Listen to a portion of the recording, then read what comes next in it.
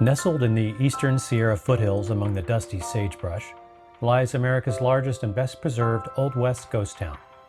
Bodie, California is just under an hour's drive from Lee Vining Mono Lake area and around a 4 hours drive or so from the Yosemite Valley. That is when Tioga Pass Road is open for the season. Designated as a state historic park in 1962, the town of Bodie began when William Bodie discovered gold near what is now called Bodie Bluff in 1859, a full 10 years after the start of the California Gold Rush in 1849.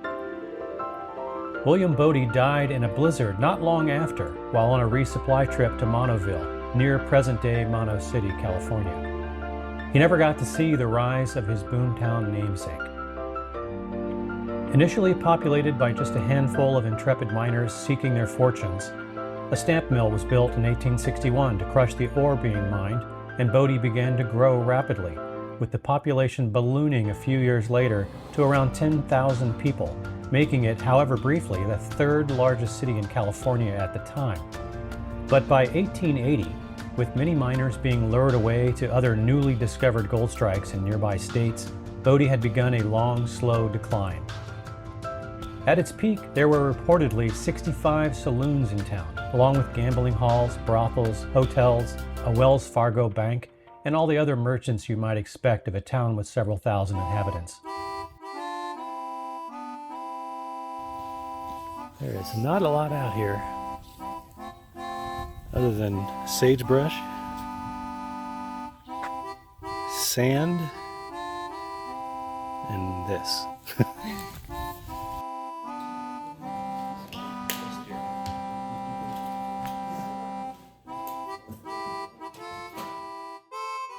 Contrary to popular belief, Bodie was never completely abandoned. For decades after the decline was in full swing, a dwindling handful of families continued to eke out a challenging and meager existence in the town, with the last mine finally closing in 1942 due to a War Production Board order shutting down all non-essential gold mines in the U.S. during World War II. In 1943, there were reportedly only 3 remaining inhabitants in the town, which had fallen into a significant state of deterioration. Following another nearly 20 years of vandalism and deterioration, the California State Legislature acquired the land and the remaining 170 structures and designated the town as a state historic park. Since then, Bodie has been preserved in what is described by the State Park Service as in a state of, quote, arrested decay. Today, there are about 110 structures still standing, including one of the many formerly operational stamp mills.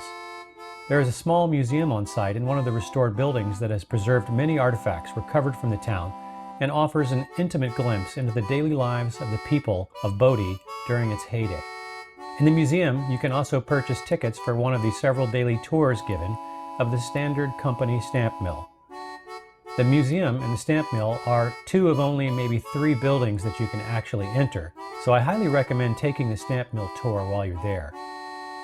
In addition to offering you a brief respite from the intense Sierra sun, you'll get a fascinating historical account of life in Bodie, as well as a glimpse into the inner workings of an early 1900s ore processing mill, with most of the original machinery still on site.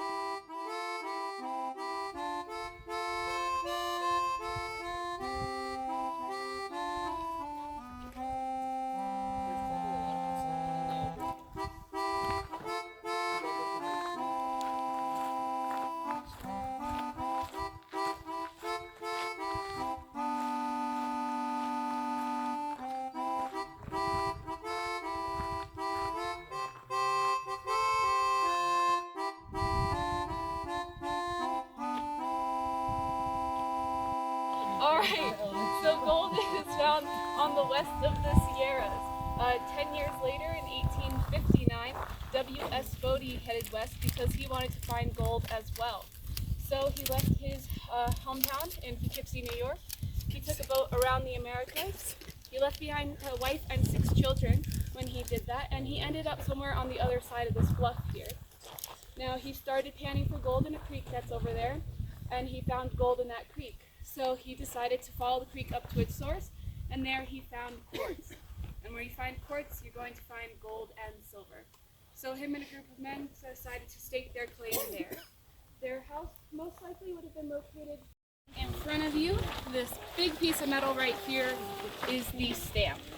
So we'll see 15 of these inside. Originally this mill would have had 20, and these stamps would have been pounded down on hard rock 90 times a minute.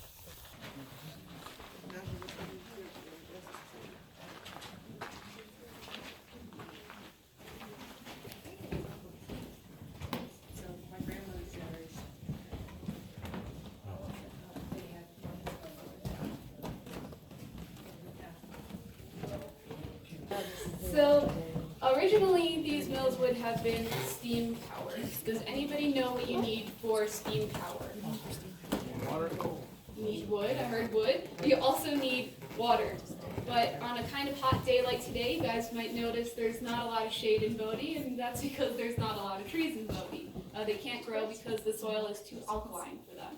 So all the lumber that would be used in these mills had to be imported. So that lumber came from Mono Mills. It's felt that way.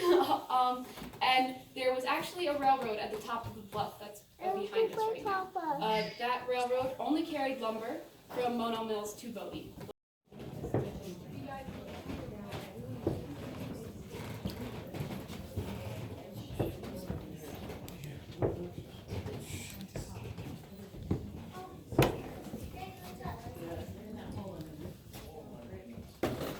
So above our heads are those grizzlies.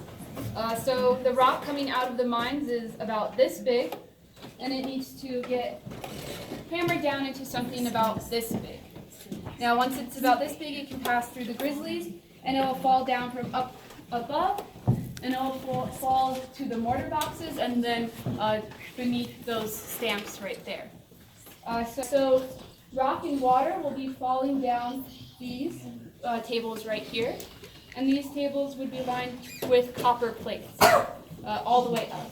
And on those copper plates, one individual would take a bucket of quicksilver, and they would paint that quicksilver onto the copper plates. Anybody know what quicksilver is? Mercury. Exactly. So that mercury is going to attract the gold and silver out of the rest of the dust and stuff like that. And it's going to become a putty-like substance that needs to get scraped up. So someone's going to take a scraper like this one here, and they're going to move it along the plates, and they're going to scrape up the putty-like substance. They're going to put it in a bucket, and they're going to put that bucket in a vault like that one.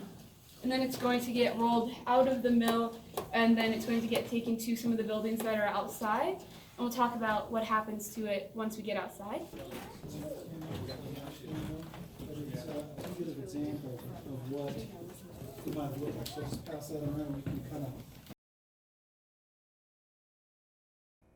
Sitting at a surprising 8,400 feet elevation and without a tree in sight, you'll want to bring your own portable shade in the form of a hat. And with the likelihood of stiff winds blowing through the dusty valley, you might do well to bring some sunglasses with you as well to keep the grit out of your eyes.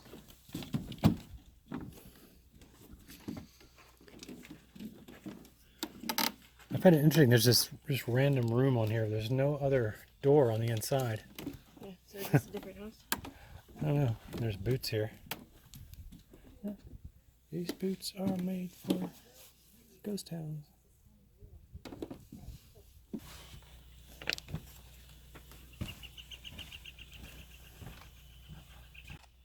This is a pretty elaborate house compared to some.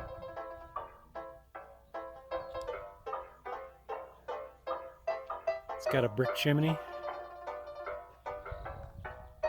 It's part of an old bicycle frame there against the wall.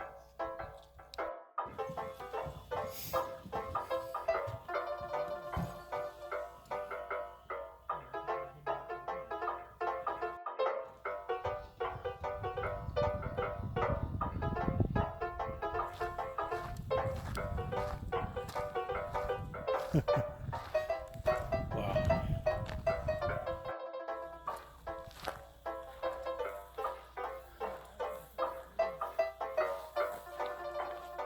I bet it's never smelled so good.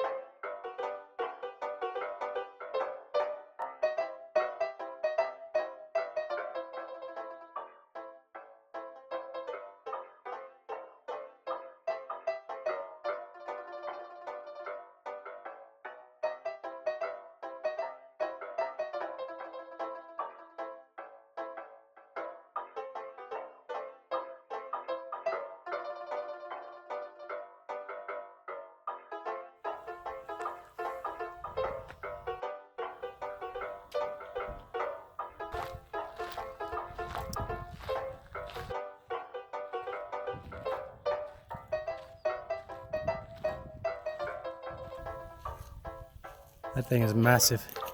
Go stand there. Just walk in there. No, not with the attitude. Not with the attitude. I'm kidding. I'm kidding. Extra attitude. It's my little Man, that is monstrous. Yeah. And that round thing is big too. Hey!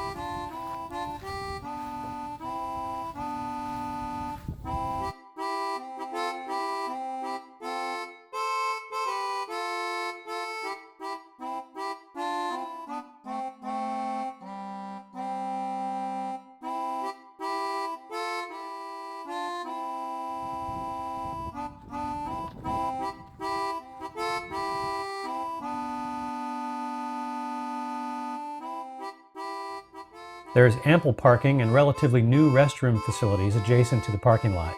But be aware that there are no food or fuel services on site, with the closest being a good 30 or 40 minutes drive away, so you'll want to pack a lunch or at least some snacks and plenty of water to stay hydrated.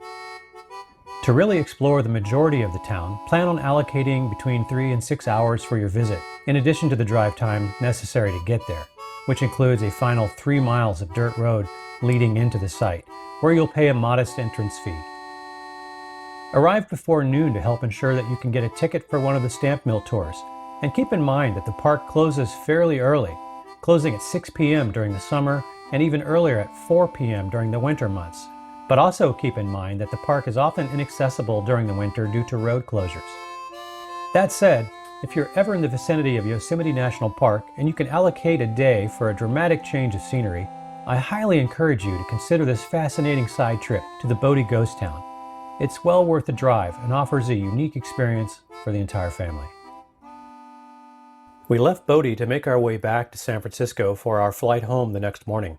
But rather than backtrack through the Yosemite National Park, we opted to take an alternate route across the Sierras, going first northwest on Highway 395 to the Sonora Junction, and then taking scenic Highway 108 over the mountain pass and through the Stanislaus National Forest. We stopped a couple of times and got some really nice drone video from along this route, and then later we made a quick visit to Portview Park in Oakland, where I did a quick time lapse of San Francisco Bay. Check it out.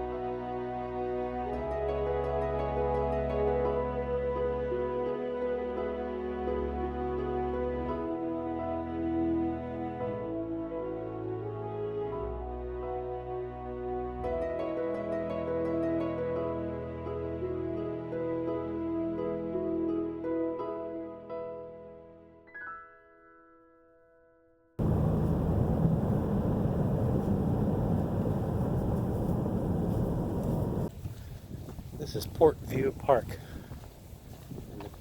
overlooking San Francisco and the Bay Bridge. It's on the Oakland side, obviously. And once you navigate past the almost insurmountable field of goose droppings, it opens up into this.